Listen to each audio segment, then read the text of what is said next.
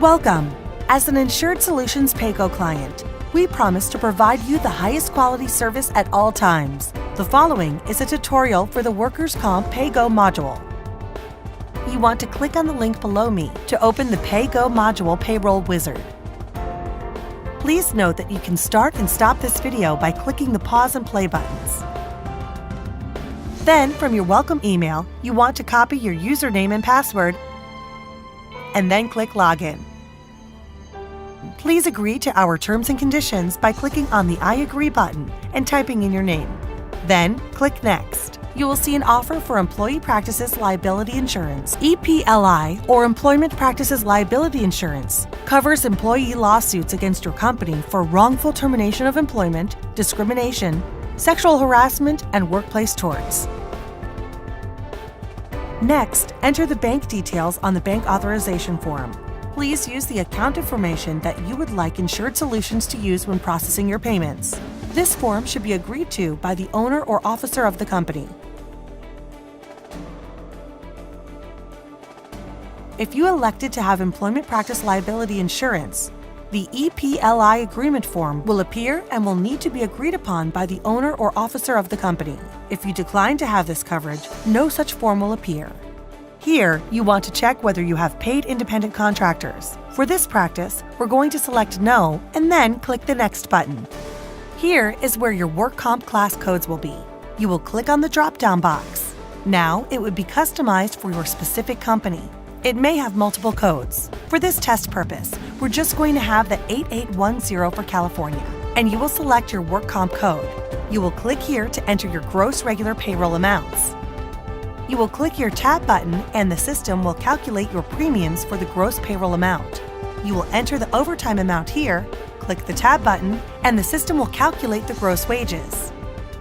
And here, you will enter in the double time amounts and click the Tab button, and it will calculate the premiums. After entering the information for that 8810 work comp code, you want to click the Add button, and then you will proceed to the next work comp code. Then you will click the Next button. Here, you will upload your payroll register. You have the option to upload your payroll register or to fax your payroll register. To fax your payroll register, you will click this button, and then you can click the fax cover page, and it will create a cover page for you. And this is what the cover page looks like. You want to go ahead and print this file and then print, so that you can print a copy of this and send it in with your payroll register. Now the other option you have is to upload your payroll register. To do that, you would click on Upload My Payroll Register. Click on your Browse button to find the payroll register. I have mine saved on the desktop. You select your payroll register, click Open and Upload. You can see here that it is uploading, and once it's complete, it tells you that the file was uploaded successfully. Then, you want to click the Next button. And here, you can see your payment information. It gives you the rest of your charges. Now you have the option to ACH or use your credit card. If you use a credit card, just please note that there is a 3% additional service fee that gets added. We are going to use ACH for this training purpose. Then you will type your bank name here. Then you're going to add your routing number and your account number. And then for the check number, we suggest that you use the check date of your payroll, so you can go back and reference what date you are submitting the payroll for. Then, if you like, you can securely save your ACH information for further transactions, so that you don't have to re-enter your bank information and your routing information. Here is a sample of a check, and it shows what your routing number and what your account number is, and how to find that information using your check. Then you click I agree, the terms and conditions for ACH for the transaction for that payment. Then you will click the I agree button, and that you understand that you are paying for the workers' compensation premiums, and that you understand that the information you are entering is accurate. Then you will click Process Payments. Once you click the Process Payments button, your transaction would be complete.